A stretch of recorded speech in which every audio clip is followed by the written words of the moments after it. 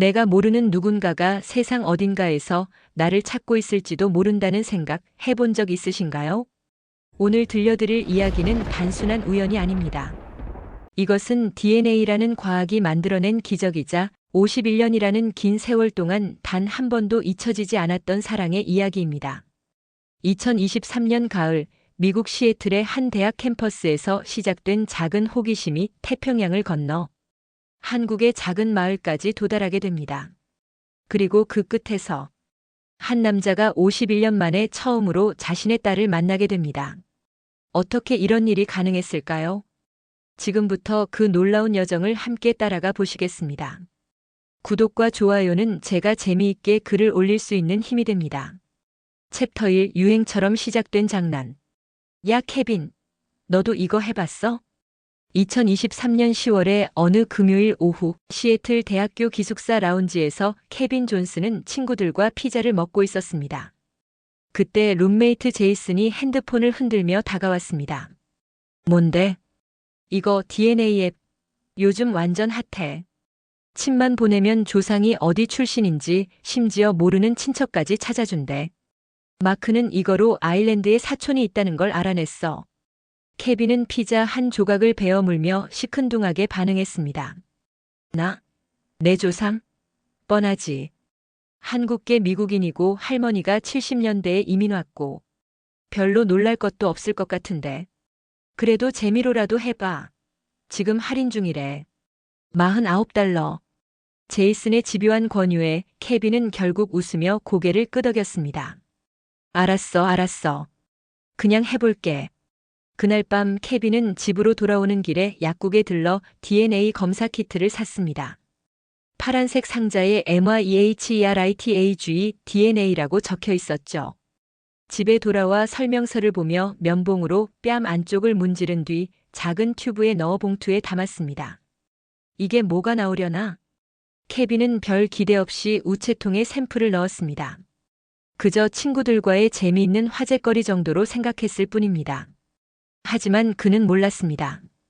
그 작은 면봉 하나가 태평양 너머 수천 킬로미터 떨어진 곳의 한 노인에게 51년 만에 기적을 가져다 줄 거라는 사실을 말이죠. 3주가 지났습니다. 케빈은 이미 그 일을 까맣게 잊고 있었습니다. 중간고사 준비에 정신이 없었거든요. 그러던 어느 목요일 저녁 도서관에서 공부를 하던 중 핸드폰에 알림이 떴습니다. 마이 헤리티지 당신의 DNA 결과가 준비되었습니다. 오, 맞다. 이거 했었지. 케빈은 호기심 반 기대 반으로 앱을 열었습니다. 화면에는 세계 지도가 펼쳐지며 그의 조상 분포가 나타났습니다. 한국 89%, 일본 7%, 중국 북부 4%. 예상대로네. 케빈은 무심코 아래로 스크롤을 내렸습니다. 그런데 다음 섹션에서 그의 손가락이 멈췄습니다. DNA 매칭 가까운 친척이 발견되었습니다. 심장이 한번 크게 뛰었습니다. 화면에는 한 여성의 프로필 사진이 보였습니다. 이름 그레이스 존슨. 나이 51세. 위치 미네소타, 미국. 관계 추정 6촌, 퍼스트에서 세컨드 커즌. DNA 공유율 6.8%. 뭐야 이게? 케빈은 당황했습니다.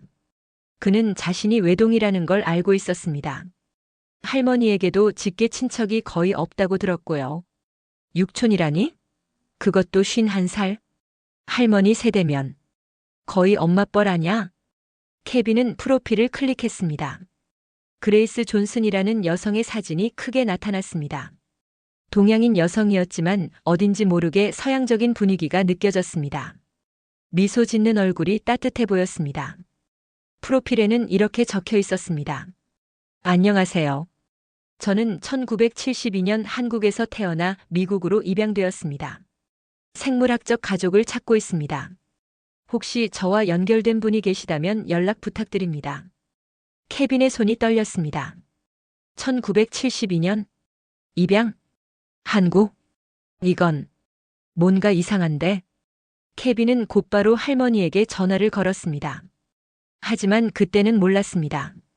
이 전화 한 통이 51년 동안 잠들어 있던 비밀을 깨우게 될 거라는 사실을 말이죠. 챕터 2 할머니의 침묵. 여보세요? 케빈이니? 케빈의 할머니 윤미자는 항상 따뜻한 목소리로 손주를 반겼습니다. 할머니, 나 케빈이에요. 지금 시간 괜찮으세요? 그럼 언제든 괜찮지. 무슨 일이야? 케빈은 숨을 한 번 크게 들이쉬었습니다. 저 DNA 검사를 했는데요. 거기서 이상한 게 나왔어요. DNA 검사? 그게 뭐니? 요즘 유행하는 거예요. 침으로 조상이 어디 출신인지 알아보는 거요. 근데 거기서 할머니 그레이스 존슨이라는 사람 아세요? 전화기 너머로 잠깐의 침묵이 흘렀습니다. 누구? 51살이고 미네소타에 사는 한국계 미국인이래요. 1972년생이고 입양되었대요. 그런데 앱에서 저랑 육촌이래요. 케빈은 할머니의 반응을 기다렸습니다. 평소 같으면 할머니는 금방 대답했을 텐데 이번엔 달랐습니다. 할머니? 케빈아. 할머니의 목소리가 갑자기 낮아졌습니다. 그 사람 나이가 51살이라고 했니? 네, 1972년생이요. 또다시 침묵. 케빈은 이상한 예감이 들었습니다. 할머니의 목소리에서 뭔가 떨림이 느껴졌거든요. 할머니, 혹시 아시는 분이에요?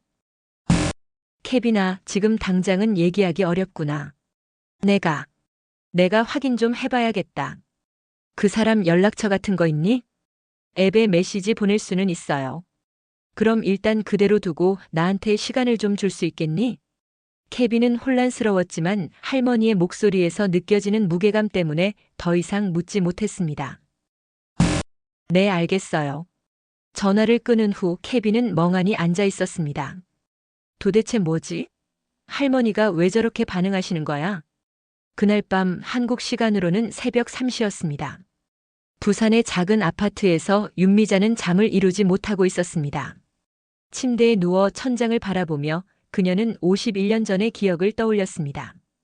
1972년. 그녀가 21살이었을 때.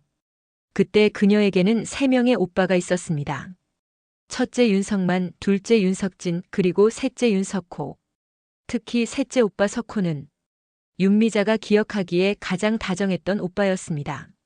하지만 1972년 어느 날 그 오빠가 집에 와서 울먹이며 말했던 것을 미자는 또렷이 기억하고 있었습니다. 미자야, 은주가 사라졌어. 아이를 베고 있었는데. 내가 일 나갔다 왔더니 집이 철거되고 은주는 어디 갔는지. 당시 석호는 철거촌에서 여자친구 은주와 함께 살고 있었습니다. 가난했지만 둘은 사랑했고 아이도 생겼었죠. 하지만 1970년대의 한국은 가혹했습니다. 무허가 판자촌은 예고 없이 철거되었고 연락할 방법도 없었습니다. 석호는 미친 듯이 은주를 찾았지만 결국 찾지 못했습니다. 그리고 세월이 흘렀습니다. 석호는 다른 여자를 만나 가정을 꾸렸고 그 이야기는 가족의 금기가 되었습니다. 설마 그때 그 아이가? 미자는 떨리는 손으로 핸드폰을 들었습니다. 한국에 있는 오빠들에게 단체 카톡을 보냈습니다. 오빠들, 지금 중요한 일이 생겼어요. 내일 아침에 꼭 전화 좀 주세요. 셋째 오빠 석호 오빠에 관한 일이에요. 메시지를 보낸 후 미자는 다시 천장을 바라보았습니다. 만약 이게 사실이라면, 51년 만에 오빠의 딸이 나타난 것이라면, 세상에, 이게 정말 가능한 일인가? 다음 날 아침 7시, 윤미자의 전화기에 첫 번째 전화가 왔습니다. 둘째 오빠 석진이었습니다. 미자야, 무슨 일이야? 석호 오빠 얘기라니? 오빠, 지금 석호 오빠랑 같이 계세요? 아니, 석호는 아직 안 봤는데. 왜? 오빠, 혹시 1972년에 석호 오빠가 사귀던 여자 기억나세요? 은주라는 사람. 전화기 너머로 잠깐의 침묵이 흘렀습니다. 기억하지? 그때 석호가 엄청 힘들어했잖아. 근데 왜 갑자기? 미자는 천천히 그리고 또박또박 설명했습니다. 미국에 있는 손주 케빈이 DNA 검사를 했는데 51살의 한국계 입양인 여성이 친척으로 나타났다고. 그 여성이 1972년생이고 생물학적 가족을 찾고 있다고. 설명을 듣던 석진의 목소리가 떨렸습니다. 설마. 저도 확신할 수는 없어요. 하지만 오빠 가능성은 있잖아요. 미자야, 이거 석호한테 말해야 하나? 말해야죠. 만약 정말 그 아이라면. 미자는 말을 잇지 못했습니다. 두 사람은 오래도록 침묵했습니다. 그리고 그날 오후 세 오빤 모두 모여 석호에게 이 사실을 전하기로 했습니다. 하지만 아무도 예상하지 못했습니다. 석호가 그 이야기를 듣고 어떤 반응을 보일지, 그리고 이것이 정말로 51년 만에 재회가 될 수 있을지. 챕터 3 석호의 고백. 부산에서 차로 1시간 거리 경상남도의 작은 마을. 윤석호는 그날도 평소처럼 아침 일찍 일어나 밭일을 했습니다. 허리를 굽혀 배추를 다듬다가 문득 하늘을 올려다보았습니다. 맑은 가을 하늘이었습니다. 날씨 좋네. 석호는 중얼거리며 다시 일에 집중했습니다. 75살의 나이에도 그는 여전히 건강했고 밭일을 하며 소박하게 살아가고 있었습니다. 그때 집 앞에 차 한 대가 멈췄습니다. 형님. 둘째 석진과 막내 미자가 차에서 내렸습니다. 너희 왜 왔어? 전화도 안 하고. 석호야, 지금 시간 좀 있어? 석진의 표정이 심상치 않았습니다. 석호는 장갑을 벗으며 고개를 갸웃했습니다. 무슨 일인데? 표정이 왜 그래? 집안에서 얘기해요. 세 사람은 석호의 작은 집 안으로 들어갔습니다.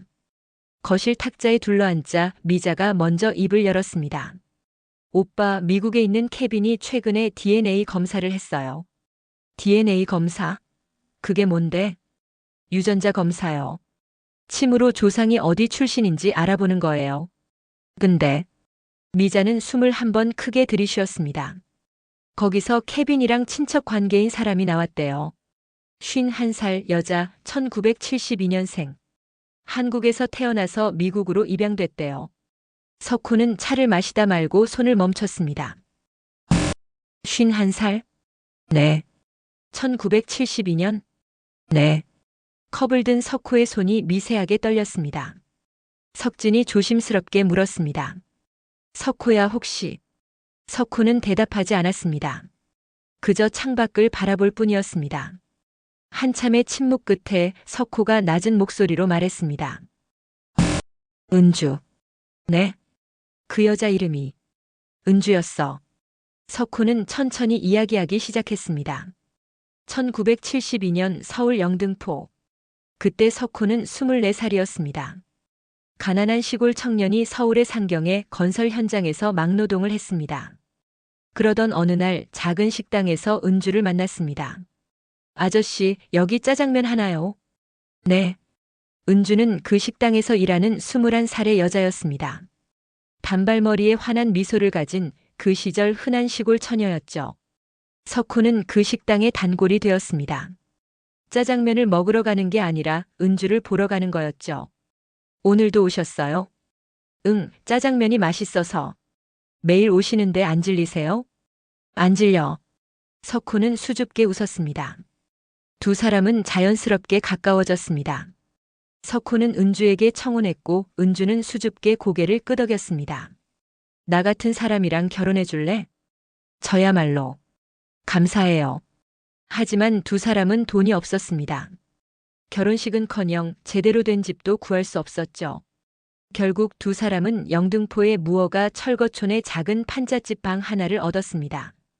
비가 오면 물이 새고 겨울이면 얼어붙는 그런 곳이었지만 두 사람에게는 세상에서 가장 따뜻한 보금자리였습니다. 은주야, 우리 조금만 더 참으면 좋은 집 구할 수 있을 거야. 그럼 내가 열심히 일해서 꼭 좋은 집 사줄게. 두 사람은 행복했습니다.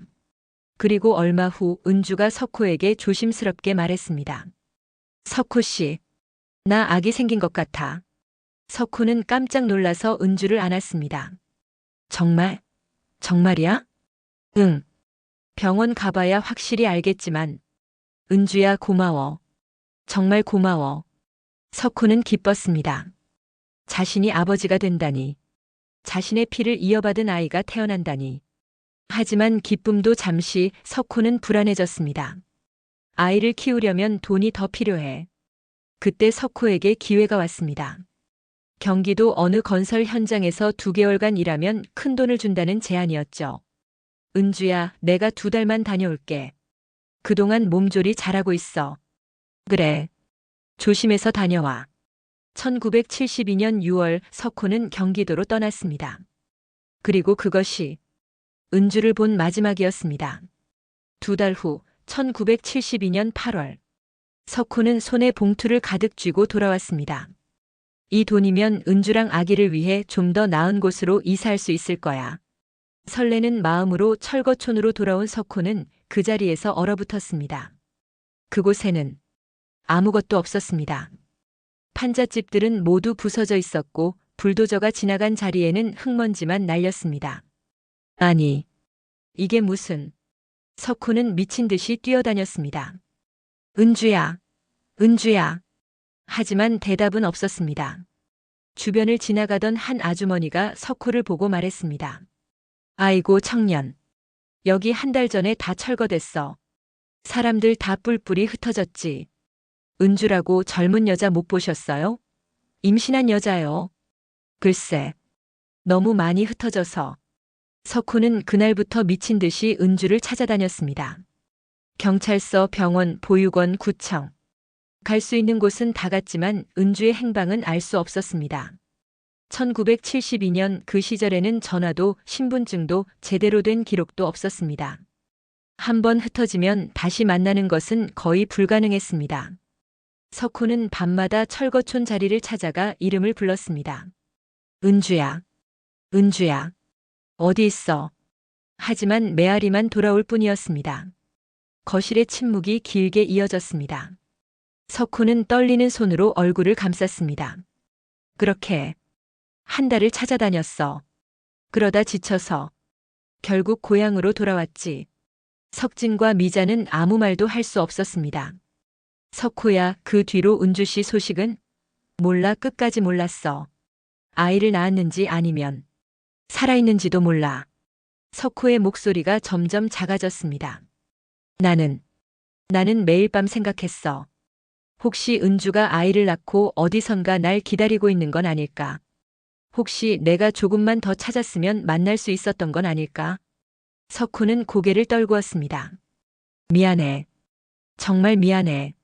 미자가 조심스럽게 물었습니다. 오빠, 그럼 혹시 그 아이가 오빠 딸일 수도 있는 거잖아요? 모르겠어. 51년이나 지났는데. 이제 와서. 석진이 석호의 어깨에 손을 얹었습니다. 석호야, 확인해 보면 되지. DNA 검사 같은 거 하면 알 수 있다고 하던데. 오빠 51년 동안 그리워하셨잖아요. 이제라도 찾아야죠. 석호는 오랫동안 침묵했습니다.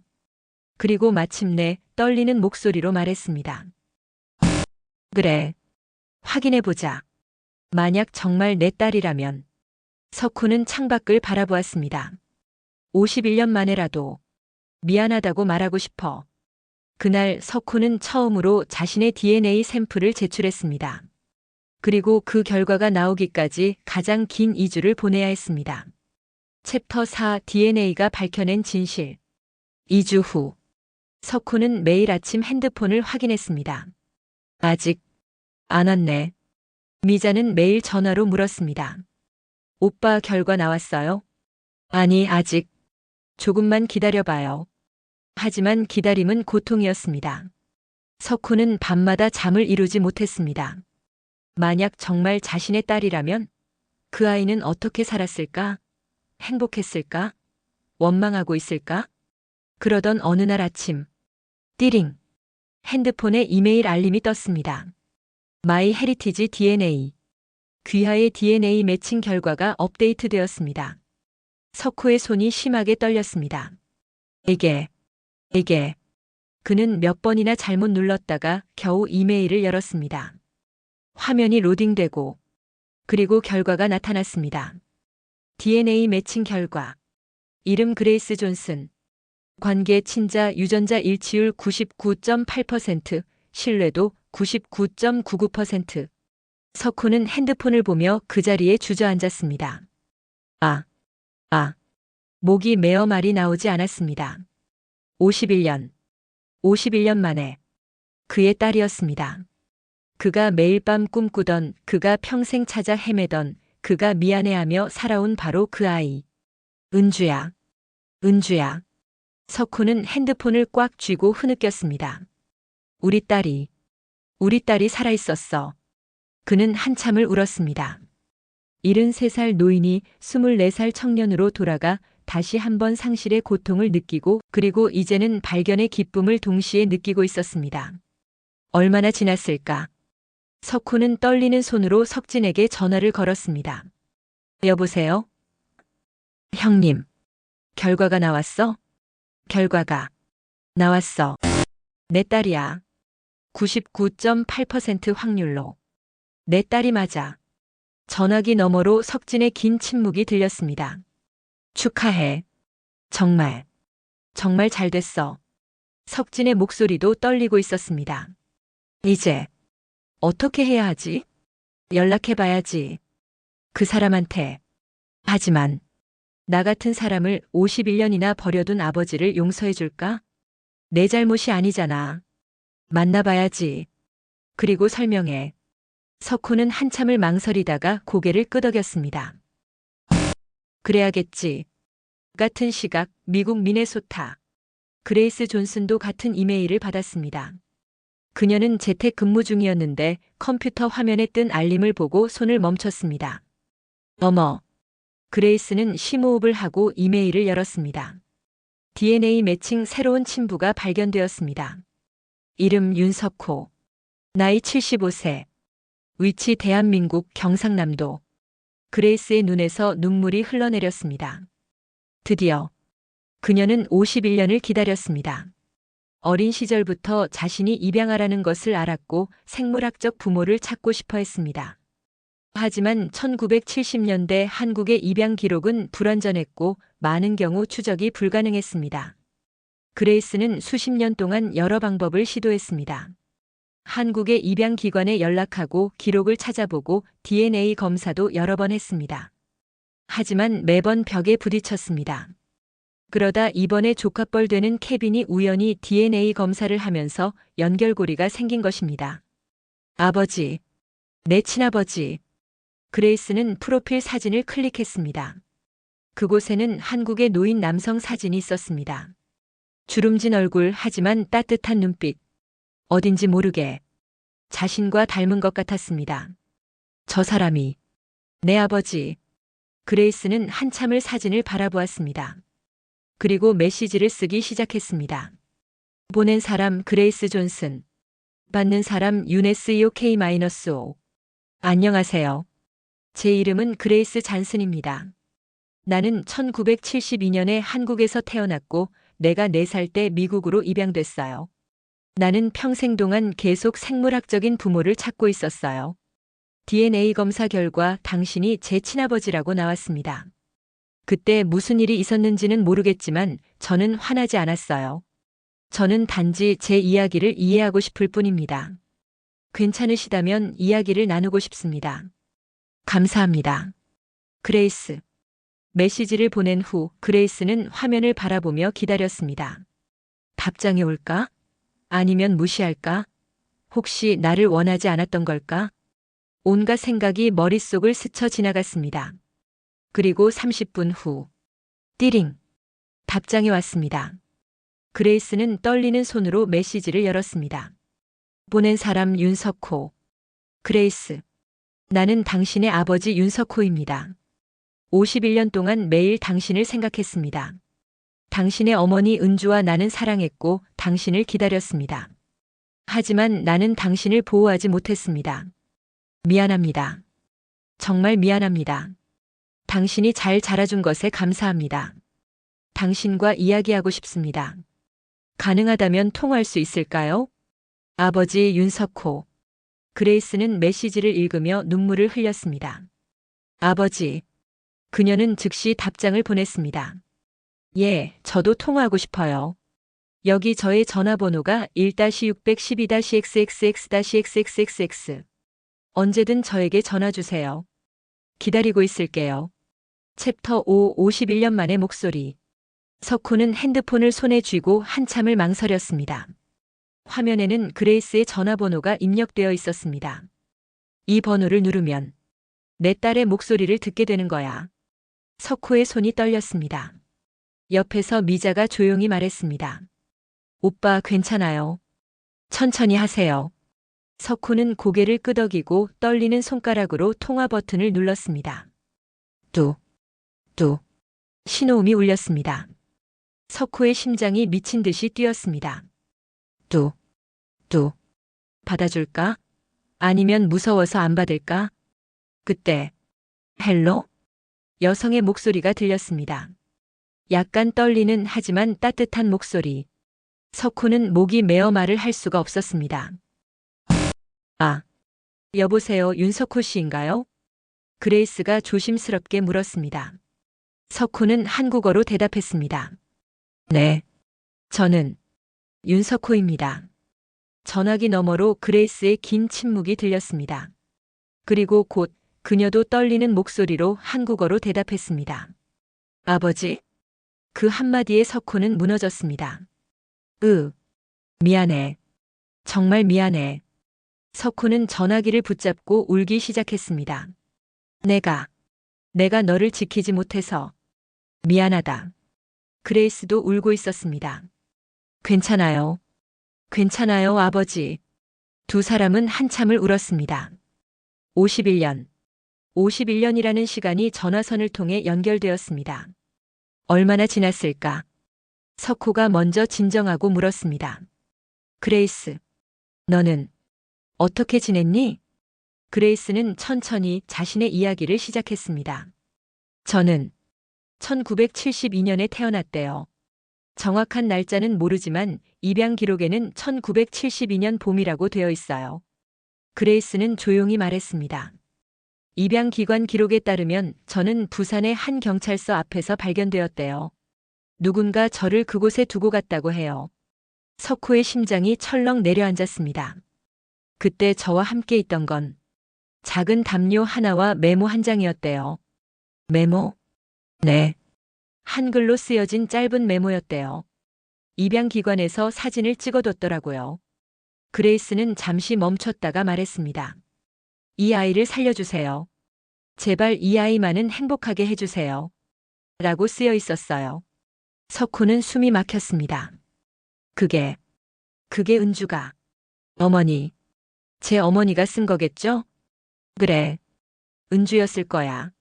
석호는 다시 한번 무너졌습니다. 은주야. 너는 그렇게 혼자서. 그레이스는 계속 이야기했습니다. 저는 부산의 보육원에서 자랐어요. 그러다가 4살 때 미국 가족에게 입양되었고요. 미국 가족은 좋은 사람들이었니? 네, 아버지. 양부모님은 정말 좋은 분들이에요. 저를 사랑으로 키워주셨어요. 석호는 안도의 한숨을 쉬었습니다. 다행이다. 정말 다행이야. 미네소타에서 자랐고 대학도 갔고 지금은 회계사로 일하고 있어요. 결혼도 했고 아들이 둘 있어요. 손자가 둘이나? 네, 17살하고 14살이에요. 석호는 웃음과 눈물이 동시에 나왔습니다. 나한테 손자가 있었구나. 아버지, 저는 좋은 삶을 살았어요. 힘든 적도 있었지만 전반적으로 행복했어요. 그레이스의 목소리가 따뜻했습니다. 하지만 한 가지, 항상 궁금했어요. 나는 어디서 왔을까? 내 부모는 누구였을까? 왜 나를 버렸을까? 우린 너를 버린 게 아니야. 석호가 간절하게 말했습니다. 우린 너를 사랑했어. 너희 어머니 은주와 나는 정말 너를 기다렸어. 알아요, 아버지. 이제 알아요. 그레이스가 부드럽게 말했습니다. DNA 검사를 한 후 케빈의 할머니한테 연락이 왔어요. 그분이 저한테 이야기를 해주셨어요. 철거촌 이야기, 어머니가 사라진 이야기. 그래. 아버지, 저는 아버지를 원망하지 않아요. 그 시절이 얼마나 힘들었는지 알아요. 어머니도 아버지도 최선을 다하신 거잖아요. 석호는 더 이상 말을 할 수 없었습니다. 그저 울 뿐이었습니다. 그레이스도 함께 울었습니다. 두 사람은 오랫동안 전화기를 붙잡고 울었습니다. 51년의 그리움이, 51년의 미안함이, 51년의 사랑이 모두 그 눈물 속에 녹아 있었습니다. 한참 후 두 사람은 진정했습니다. 그레이스가 조심스럽게 물었습니다. 아버지, 제 어머니는 어떤 분이셨어요? 석호는 눈을 감고 51년 전의 기억을 떠올렸습니다. 은주는 참 예쁜 사람이었어. 외모도 예뻤지만 마음이 더 예뻤지. 항상 웃었어. 힘들어도 웃고 슬퍼도 웃었어. 그 웃음이 내 전부였어. 석호의 목소리가 부드러워졌습니다. 은주는 노래를 잘 불렀어. 일하면서도 늘 노래를 흥얼거렸지. 그 목소리가 아직도 귓가에 들리는 것 같아. 어머니, 너도 은주를 닮았을 거야. 사진으로라도 보고 싶구나. 보내드릴게요, 아버지. 그리고 그레이스는 잠시 망설이다가 말했습니다. 아버지, 저 한국에 가고 싶어요. 아버지를 직접 만나고 싶어요. 석호의 심장이 크게 뛰었습니다. 정말, 정말이니? 네, 꼭 만나고 싶어요. 그레이스, 고맙다. 정말 고맙다. 아버지, 조금만 기다려주세요. 제가 곧 갈게요. 그래, 그래, 기다릴게. 아버지가 기다릴게. 통화를 마친 후 석호는 핸드폰을 가슴에 안고 한참을 서 있었습니다. 옆에서 지켜보던 석진이 물었습니다. 석호야, 어떻게 됐어? 석호는 웃으며 대답했습니다. 온대. 우리 딸이 한국에 온대. 정말? 응. 곧 만날 수 있어. 석호는 하늘을 올려다보았습니다. 은주야. 들었어? 우리 딸이 온대. 우리 딸이. 그날 밤 석호는 51년 만에 처음으로 편히 잠들었습니다. 챕터 6 준비. 그레이스는 곧바로 항공권을 예약했습니다. 3주 후 12월 초. 그녀는 남편 탐에게 이 사실을 알렸습니다. 여보, 나의 친아버지를 찾았어. 정말. 사실이야. 탐은 깜짝 놀랐습니다. 그레이스는 그동안 있었던 일을 설명했습니다. DNA 검사 케빈과의 연결, 그리고 아버지와의 통화. 탐은 그레이스를 꼭 안아주었습니다. 나는 정말 너무 기뻐, 그레이스. 당신은 이럴 권리가 있어. 나 한국에 가고 싶어요. 아버지를 만나고 싶어요. 물론이지, 내가 당신과 함께 갈게요. 두 아들 17살 에단과 14살 루카스도 엄마의 이야기를 들었습니다. 엄마, 그럼 우리한테 한국에 할아버지가 있는 거예요? 그래, 애야. 있어. 멋지다. 우리도 만날 수 있어요?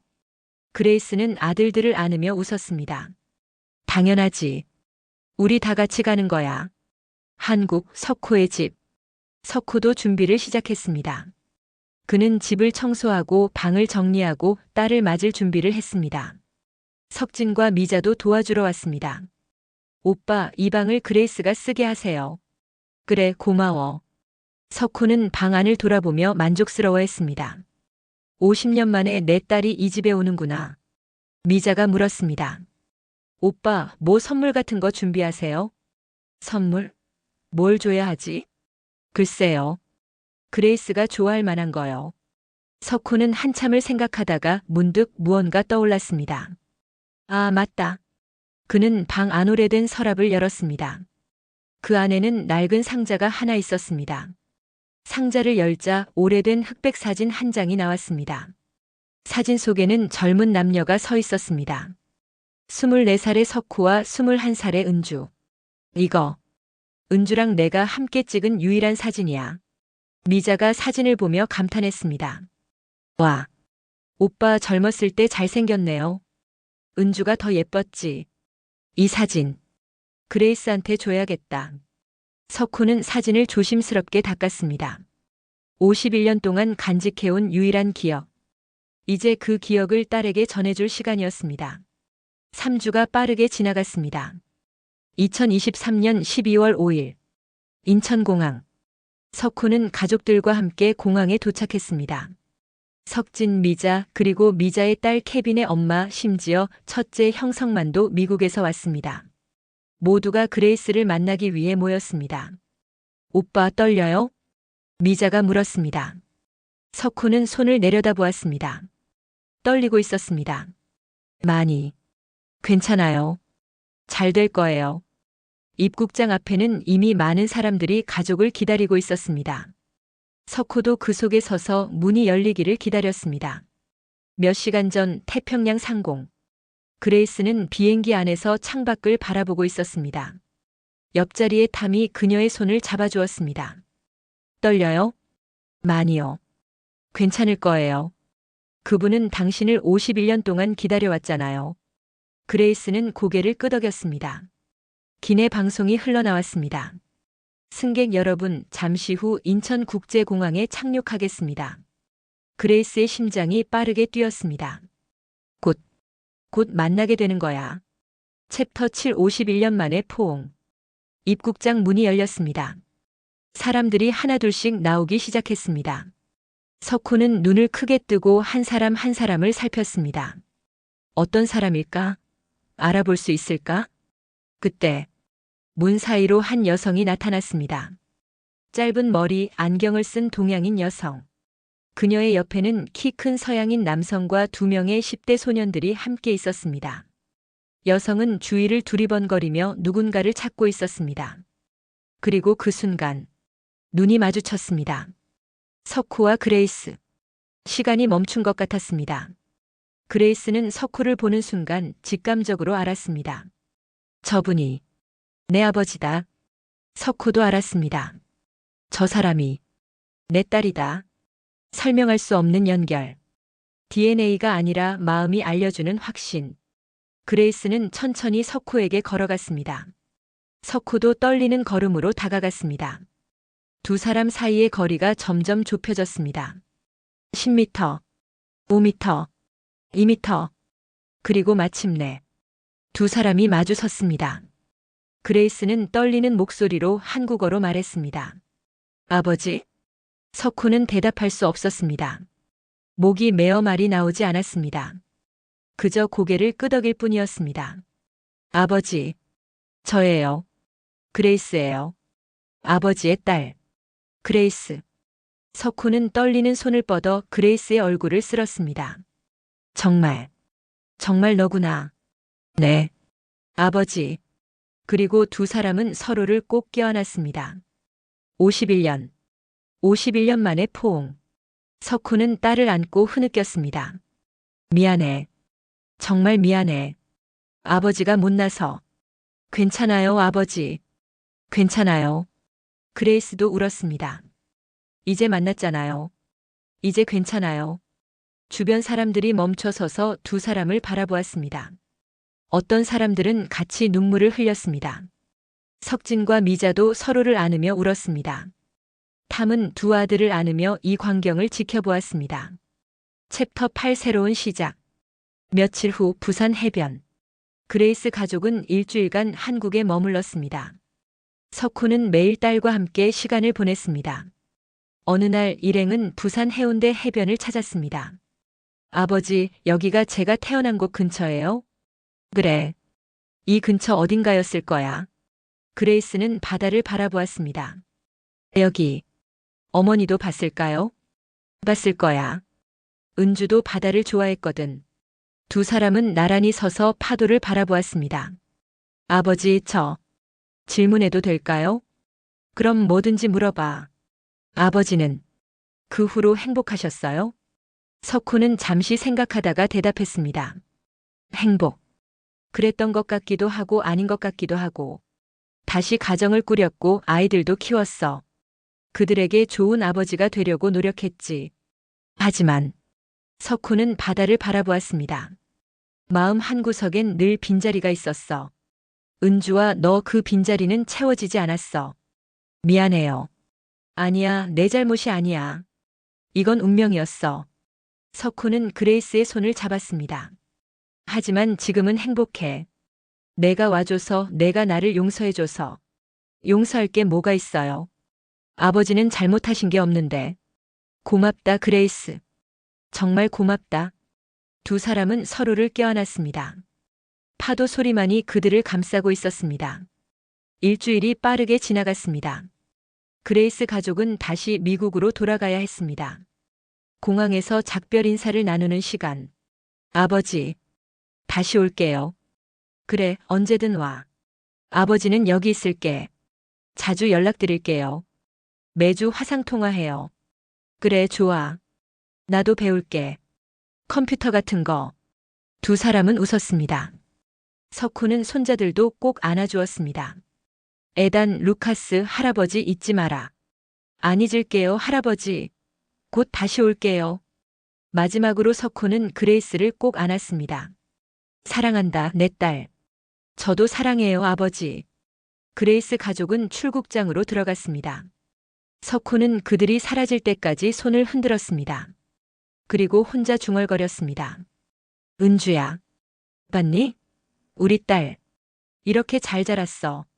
이제 걱정 안 해도 돼. 석훈은 하늘을 올려다보았습니다. 맑은 하늘이었습니다. 고맙다. 정말 고맙다. 그로부터 6개월이 지났습니다. 석호와 그레이스는 매주 화상통화를 했습니다. 아버지 잘 지내세요? 그럼 너는? 저도 잘 지내요. 아이들이 한국어 배우고 있어요. 정말 대단하네. 화면 속에서 에단과 루카스가 어색한 한국어로 인사했습니다. 할아버지 안녕하세요. 아이고 우리 손주들. 한국말 잘하네. 가족은 웃으며 이야기를 나눴습니다. 그리고 그레이스가 조심스럽게 물었습니다. 아버지, 올 여름에 다시 한국 갈 거예요. 괜찮으시죠? 그럼 언제든 환영이야. 그리고 이번엔 제가 어머니를 찾아보려고 해요. 석호의 표정이 진지해졌습니다. 은주를? 네. DNA 검사를 더 넓게 해보려고요. 혹시 어머니도 찾을 수 있을지 몰라요. 석호는 잠시 말이 없었습니다. 그리고 천천히 고개를 끄덕였습니다. 그래. 찾아보자. 만약 은주가 살아있다면 꼭 만나고 싶구나. 제가 최선을 다할게요, 아버지. 고맙다, 그레이스. 정말 고맙다. 화상 통화를 마친 후 석호는 창밖을 바라보았습니다. 은주야, 너도 살아있니? 우리 딸이 너를 찾고 있어. 21살 대학생 케빈의 호기심 어린 선택이 태평양을 건너 75살 노인에게 51년 만에 재회를 선물했습니다. 과학은 단순히 유전자를 분석하는 것이 아니었습니다. 그것은 세대를 잇고 잃어버린 사랑을 되찾고 끊어진 이야기를 다시 이어주는 힘이었습니다. 석호는 51년 동안 자신을 용서하지 못했습니다. 하지만 이제 그는 알았습니다. 자신이 나쁜 아버지가 아니었다는 것을, 그가 할 수 있는 모든 것을 다했다는 것을, 그리고 그의 딸이 그를 사랑하고 있다는 것을. 그레이스도 51년 동안 자신의 뿌리를 찾았습니다. 이제 그녀는 자신이 누구인지, 어디서 왔는지, 그리고 누가 자신을 사랑했는지 알게 되었습니다. 두 사람은 시간을 되돌릴 수 없습니다. 51년의 세월은 결코 돌아오지 않습니다. 하지만 이제부터는 다릅니다. 이제부터는 함께 걸어갈 수 있습니다. 아버지와 딸로서, 가족으로서. 감사합니다. 다른 재미난 이야기로 또 오겠습니다.